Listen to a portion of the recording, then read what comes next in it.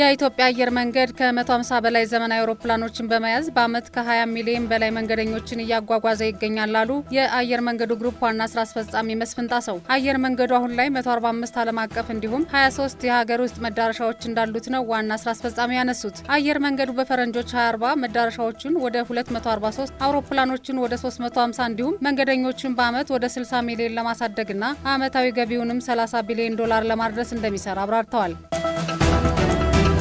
በሞጆ ደረቅ ወደብ መግቢያና መውጫ ኬላ የምግብና መድኃኒት ላቦራቶሪ ተጀመረ። የጤና ሚኒስትር ዴኤታ ፍሬህይወት አበበ በዚህ ወቅት እንዳሉት የተመረቀው የፍተሻ ስርዓት የምግብና መድኃኒት ጤንነትን ለመቆጣጠር የሚረዳ በቴክኖሎጂ የታገዘ ላቦራቶሪ ነው። የፍተሻ ስርዓቱ የጥራት ቁጥጥር ስርዓትን ለማዘመንና የህዝብን ጤና ከማንኛውም አደጋ ለመጠበቅ የሚደረገው ሀገራዊ ጥረት ወሳኝ ምዕራፍ አካል መሆኑን ወቁ ብለዋል።